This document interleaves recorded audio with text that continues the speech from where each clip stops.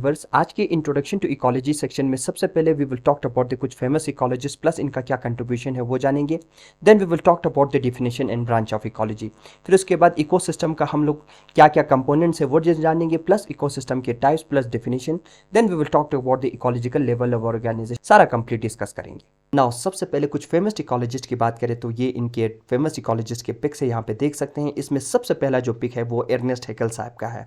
अगर इनकी कंट्रीब्यूशन की बात करें तो he for the first time coined the term ecology term जो है यूज़ करा था इन 1866 में। फिर नेक्स्ट जो हमारा पिक है that is the Alexander von Humboldt साहब का है, and he was the first person to study the relationship क्या होता है एक लिविंग और नॉन लिविंग थिंग में। मीन्स इकोलॉजी का जो डेफिनेशन है वही है study about the relationship between living and non living, इसीलिए इन्हें फादर ऑफ इकोलॉजी का जो है ना खिताब मिला हुआ।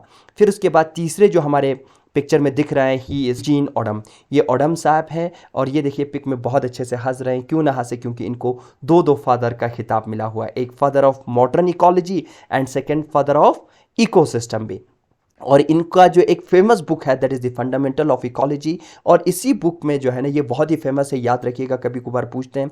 इसी बुक में इकोसिस्टम टर्म को जो है ना इसने बोलचाल में लाया था, और आज के डेट में जो हम इकोसिस्टम बोल रहे हैं ये ओडम साहब के कंट्रीब्यूशन की वजह से है। फिर उसके बाद नेक्स्ट हमारा है ये आपके चौथे नंबर पे ही इज़ रामदेव मिश्रा, और he was the first person to laid the foundation of ecology and environment in India, इसीलिए फादर ऑफ इंडियन इकोलॉजी का खिताब मिला हुआ है। और लास्ट में हमारे हैं एजी टैंसले साहब, he for the first time coined the term ecosystem. Now next है हमारा definition and branch of ecology. Definition से पहले इकोलॉजी टर्म कहाँ से आता है वो जाने तो इकोलॉजी एक्चुअली दो ग्रीक वर्ड से निकला है। ऑइकस मीनिंग होता है होम, होम क्या होता है जहाँ पे लोग रहते हैं या ऑर्गेनिज्म रहते हैं। हैबिटेट प्लेस और डेवलिंग प्लेस भी इन्हें कहते हैं। लोगन्स मीनिंग होता है स्टडी। तो इकोलॉजी का अगर हम डिफाइन करें, डिफिनीशन अगर बताएं तो क्या होता है, study of how living organism interact with one another and with the physical environment. मान लीजिए ये फर्स्ट वाला डायग्राम ये एक इकोसिस्टम है, देखिए इसमें आपके बहुत सारे ऑर्गेनिज्म हैं। तो यहाँ पे ये ऑर्गेनिज्म जो है ये इनका घर है, ये दुनिया मान लीजिए। तो ये ऑर्गेनिज्म यहीं पे रहते हैं और इनका दूसरे ऑर्गेनिजम्स के साथ क्या इंटरेक्शन, कैसे इंटरेक्ट करता, प्लस अपने फिजिकल इन्वायरमेंट में यहाँ पे वाटर है, एयर होगा, ये ऑस्ट्रिच कैसे इंटरेक्ट करता है, वही इसी के बारे में अगर हम स्टडी करेंगे तो यही हमारा इकोलॉजी का डिफिनेशन हो जाएगा। हमारा ब्रांच ऑफ इकोलॉजी देखिए, जिस तरह से बायोलॉजी में हमारे पास ढेर सारे ब्रांचेस हैं, botany, zoology, biochemistry, biotechnology, biostatics, बहुत सारे ब्रांचेस हैं। उसी तरह से इकोलॉजी में भी हमारे पास ढेर सारे ब्रांचेस हैं। तो बायोलॉजी में हमारा मेन ब्रांच होता है बॉटनी, जूलॉजी। उसी तरह से इकोलॉजी में भी ढेर सारे ब्रांचेस हैं। यहाँ पे दो मेन हमारे ब्रांच डिस्कस करेंगे, वन इज ऑट इकोलॉजी, दूसरा हमारा है सिन इकोलॉजी। तो सबसे पहले ऑट इकोलॉजी क्या होता है, जब हम किसी इकोसिस्टम में सिंगल इंडिविजुअल ऑर्गेनिज्म के बारे में जानेंगे या स्टडी करेंगे, उसका उन दूसरे ऑर्गेनिज्म के साथ कैसे इंटरेक्ट करता, प्लस एबायोटिक इन्वायरमेंट के साथ, तो वो हमारा ऑट इकोलॉजी हो जाएगा। इस डायग्राम में, बीच वाले डायग्राम में देख सकते हैं ये ढेर सारे फ्लावर है। एक फ्लावर टेराजेकम ऑफिशिनली को मैंने मार्क किया हुआ है। हम सारे फ्लावर्स के बारे में, ग्रासेस के बारे में ना पढ़ के इस सिंगल फ्लावर के बारे में अगर स्टडी करें, ये आपस में कैसे सॉइल के साथ इंटरेक्ट करता प्लस दूसरे फ्लावर के साथ, तो ये हमारा ऑट इकोलॉजी हो जाएगा। और ये कंपैरेटिवली बहुत ही सिंपल होती है क्योंकि एक के बारे में स्टडी कर रहे हैं। वहीं दूसरी ओर हमारे पास सिन इकोलॉजी है। सिन इकोलॉजी में क्या होते हैं, यहाँ पे इस इकोसिस्टम में हम सब के बारे में, जितने भी लिविंग ऑर्गेनिज्म है, यहाँ पे ढेर सारे फ्लावर्स होंगे, यहाँ पे ग्रासेस होंगे, यहाँ पे इंसेक्ट्स होंगे, तो उन सब के बारे में अगर हम स्टडी करेंगे ना तो ये हमारा क्या हो जाएगा, सिन इकोलॉजी हो जाएगा। और ये as compare to autecology थोड़ा सा कंपैरेटिवली कॉम्प्लेक्स है, यहाँ पे लिखा हुआ है। अगर हम बात करिए क्लासरूम को एग्जाम्पल लें, क्लासरूम में अगर हम बहुत ढेर सारे यहाँ पे बच्चे हैं, इसमें एक बच्चे, सिंगल बच्चे के बारे में स्टडी करें तो वो हमारा क्या हो जाएगा, ऑट इकोलॉजी हो जाएगा। अगर इस क्लासरूम में हम जितने बच्चे हैं सब के बारे में स्टडी करें कि ये बच्चा पढ़ने में कैसे है और ये कहाँ से आता है और इसके फादर क्या करते हैं, तो सबके बारे में अगर ये कंपेयर हम लोग जाने तो वो हमारा सिन इकोलॉजी हो जाएगा। अगर कल को आपसे कोई आके पूछे कि इस क्लासरूम में कितने बच्चे पढ़ने में अच्छे हैं, अगर आपने ऑट इकोलॉजी के थ्रू सिर्फ इस बच्चे के बारे में स्टडी करा तो आप नहीं बता पाएंगे। But on the other side आपने सबके बारे में स्टडी करा है तो आप कायदे से बता पाएंगे कि इस क्लासरूम के कितने बच्चे पढ़ने में अच्छे हैं। तो यहाँ पे सिंपली कहे तो यहाँ पे लिखा हुआ है synecology is more appropriate and gives true picture of ecosystem. Means synecology जो है ना मोर अप्रोप्रिएट है as a compare to autecology. क्यों? क्योंकि ये इकोसिस्टम उस क्लासरूम का जिस तरह से हमें कंप्लीट एक इन्फॉर्मेशन मिलता है, उसी तरह से अगर हम इन सारे ऑर्गेनिजम्स का स्टडी करेंगे ना सिन इकोलॉजी के थ्रू, तो वो मोर अप्रोप्रिएट होगा, उस इकोसिस्टम के बारे में हम और अच्छे से जानेंगे। तो नेक्स्ट हमारा इंट्रोडक्शन टू इकोलॉजी में है इकोसिस्टम। देखिए अभी हम लोगों ने ओडम साहब को जाना, he is known as father of modern ecology, और उन्होंने एक सटीक डिफिनेशन दिया है, ecology is the study of structure and function of ecosystem. जिस तरह से एक सॉल्यूट और सॉल्वेंट आपस में मिक्स होकर हमारे पास एक सॉल्यूशन बनता है, उसी तरह से यहाँ पे जब एक लिविंग ऑर्गेनिज्म और एक नॉन लिविंग, यहाँ पे मिक्स तो नहीं होगा, आपस में इंटरेक्ट करते हैं, तो इंटरेक्ट करने के बाद हमारे पास जो सिस्टम बनता है that we called it in a ecosystem. जो लिविंग कंपोनेंट होता है वो हमारा बायोटिक होता है, और जो नॉन लिविंग कंपोनेंट होता है वो हमारा एबायोटिक। एग्जाम्पल के तौर पे कहे तो ये एक सिंगल ड्रॉप ऑफ वाटर है, ये भी इकोसिस्टम है, और दूसरी तरफ हमारे पूरा दुनिया भी अपने आप में एक इकोसिस्टम है। वाई? ये सिंगल ड्रॉप ऑफ वाटर क्योंकि इसमें ढेर सारे माइक्रो ऑर्गेनिजम्स हैं जो हमारे नेकेड आई से हमें नहीं दिखता, बट माइक्रोस्कोप में एक्चुअल में यहाँ पे माइक्रोस्कोप में हम देख सकते हैं और एक्चुअल में प्रेजेंट होता है। तो ये माइक्रो ऑर्गेनिज्म लिविंग हुआ, प्लस यहाँ पे वाटर जो है नॉन लिविंग, और आपस में इन दोनों की इंटरेक्शन होती है, तो हमारे पास क्या बन के आ रहा है? इकोसिस्टम। और दूसरी ओर हमारे पास पूरी दुनिया जो है वो भी एक बड़ा सा हमारे पास इकोसिस्टम है। नेक्स्ट हमारा कंपोनेंट्स ऑफ इकोसिस्टम। अगर कंपोनेंट मीन किस चीज़ का बना है, तो दो चीज़ से बना हुआ। अभी हम लोगों ने कहा एबायोटिक कंपोनेंट और biotic component. Abiotic component means इसमें जितने एबायोटिक फैक्टर्स होते हैं, में हमारा लाइट आएगा, टेम्परेचर आएगा, वाटर, एयर, सॉइल। उसी तरह से बायोटिक कंपोनेंट की बात करें तो यहाँ पे हमारे जितने प्लांट्स होते हैं वो होता है that we called in flora, और जितने एनिमल्स होते हैं that we called in fauna, और हमारे माइक्रो ऑर्गेनिज्म। फिर अगर हम टाइप्स की बात करें तो इकोसिस्टम को generally broadly we can classify into two types, natural ecosystem and artificial ecosystem. Artificial ecosystem man made होता है, जैसे फॉर एग्जांपल आपका ये कह सकते हैं बॉटनिकल गार्डन हुआ, आपका जू हुआ, ये हमारे आर्टिफिशियल इकोसिस्टम है। वहीं नेचुरल इकोसिस्टम फर्दर हम दो पार्ट में डिवाइड कर सकते हैं, terrestrial ecosystem and aquatic ecosystem. Terrestrial ecosystem में हमारे पास जो ज़मीन पे है, ग्रासलैंड हुआ, फॉरेस्ट हुआ, डिजर्ट हुआ, और ढेर सारे हो सकते हैं। एक्वेटिक इकोसिस्टम को हम ब्रॉडली टू में डिवाइड कर सकते हैं, फ्रेश वाटर इकोसिस्टम, और हमारे पास समंदर वाला जो है खारा पानी, that is the marine ecosystem.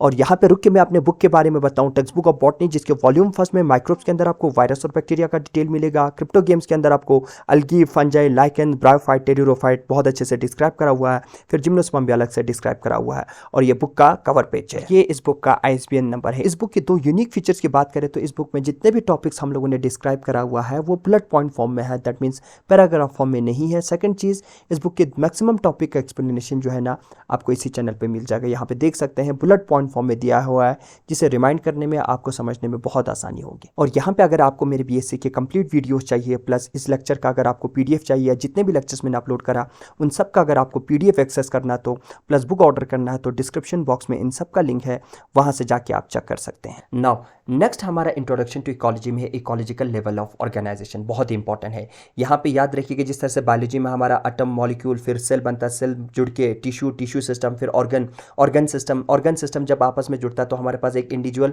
या ऑर्गेनिज्म बन के आता है। तो ये हमारा बायोलॉजी में लेवल ऑफ ऑर्गेनाइजेशन हुआ। उसी तरह से इकोलॉजी में भी लेवल ऑफ ऑर्गेनाइजेशन है। तो जिस तरह से हमारे फैमिली में एक हायरार्की होती है, छोटे से लेके बड़े या बड़े से लेके छोटे तक, उसी तरह से इकोलॉजी में हायरार्की होती है। और इकोलॉजी में जो सबसे छोटा होता है ना दैट इज द इंडिविजुअल और ऑर्गेनिज्म। और याद रखिएगा इंडिविजुअल जो ऑर्गेनिज्म होता है ना, ये कैपेबल होता है to perform their own activity. तो ये ऑर्गेनिज्म लोएस्ट लेवल होता है, साथ में they belongs to an a particular species. तो यहाँ पे स्पीशीज आए तो स्पीशीज होते क्या हैं, तो स्पीशीज के डेफिनेशन को for the first time Linus ने दिया था। लिनस साहब ने कहा था मॉर्फोलॉजिकली जब दो ऑर्गेनिज्म आपस में दिखने में सेम हो तो वो स्पीशीज के अंदर आता है, but he was wrong. Second चीज हमारा डेफिनेशन दिया था स्पीशीज का लॉर्डसी साहब ने। लॉर्डसी साहब ने कहा जब दो ऑर्गेनिज्म में आपस उनके जीन जो है ना 100% मैच करे तब वो आपके स्पीशीज के अंदर आएगा। अगेन ही वॉज रॉन्ग, क्योंकि दो ऑर्गेनिज्म मोनोजाइगोटिक ट्विंस को छोड़ के किसी में सेम नहीं हो सकता।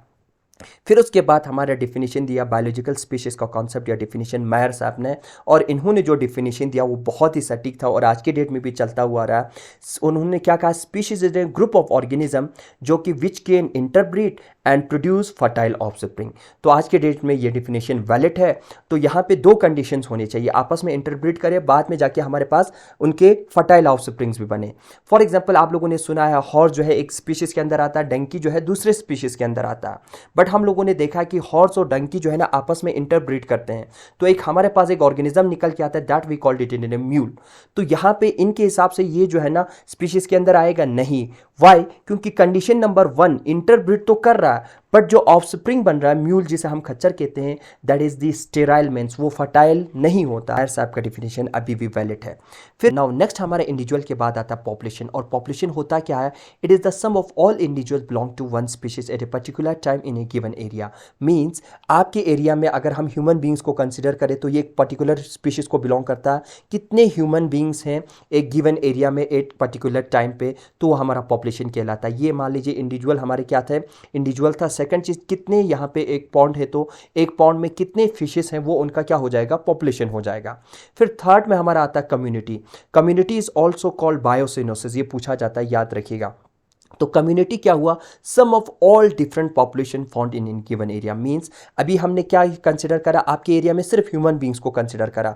अगर आपके एरिया में कितने ह्यूमन बींग्स हैं, वहाँ पे कितने प्लांट्स हैं, किसी पर्टिकुलर कोई भी स्पीशीज का हो, कितने फिशेस हैं, कितने कुत्ते हैं, कितने बिल्ली है, मीन्स सारे लिविंग ऑर्गेनिज्म को अगर कंसिडर करेंगे ना, तो वह हमारा आपके एरिया में क्या हो जाएगा, that becomes your community. Next हमारा आता है ecosystem. Or ecosystem is also called geobiocoenosis or biogeocoenosis. ये क्या होता है, आपके एरिया में जब हम कम्युनिटी में जितने ऑर्गेनिज्म उनको कंसिडर करा, plus abiotic means non living component को, मींस वहां का एयर, वाटर, सॉइल को कंसिडर करेंगे, तो वो हमारा क्या बनेगा, इकोसिस्टम बनेगा। फिर उसके बाद हमारे पास आता है लैंडस्केप। लैंडस्केप क्या होता है, जब आपके लार्ज रीजन जो है आप उसमें 2 या 3 इकोसिस्टम आपस में इंटरेक्ट करता ना, तो हमारे पास नेक्स्ट आता है लैंडस्केप। फिर नेक्स्ट हमारा आता है बायोम। बायोम क्या है, biome is a large area characterize by its vegetation. याद रखिएगा वहां के वेजिटेशन, सॉइल, क्लाइमेट और वाइल्ड लाइफ। और ये जो है ना रिस्पॉन्स टू फिजिकल एनवायरनमेंट के थ्रू बनता है। इसको समझने के लिए यहाँ पे समझिएगा। तो बायोम को समझने के लिए सबसे पहले यहाँ पे देखिए कि ये हमारा सन है और ये अर्थ है। मान लीजिए इक्वेटोरियल लाइन है, अर्थ को 2 हिस्से में बांट देता है, northern hemisphere and southern hemisphere. Northern hemisphere में जो सबसे नीचे इक्वेटोरियल लाइन के पास है, जो डायग्राम में देखता है, that is the tropical region, sorry, उसके ऊपर ग्रीन से जो शो करा है वो हमारा टेम्परेट है, ऊपर वाला पोलर जोन है, और वैसा ही हमारा साउदर्न हेमिस्फीयर में भी है। तो यहाँ पे देखिएगा जो हमारा ट्रॉपिकल रीजन है, जो इक्वेटर के पास है, सनलाइट जो है ना यहाँ पे सीधी पड़ती है, तो यहाँ पे गर्मी ज़्यादा होती है, और यहाँ पे रोज़ जो है ना पानी का इवोपरेशन ऑफ वाटर भी होती है, तो यहाँ पे बारिश भी ज़्यादा होती है। तो यहाँ के प्लांट जो है ना हमेशा हमें ग्रीन दिखेगा। क्यों? क्योंकि एवरग्रीन फॉरेस्ट आपको देखने को मिलता है, क्योंकि यहाँ पे रोज़ बारिश होती है और यहाँ पे टेम्परेचर भी अच्छा है।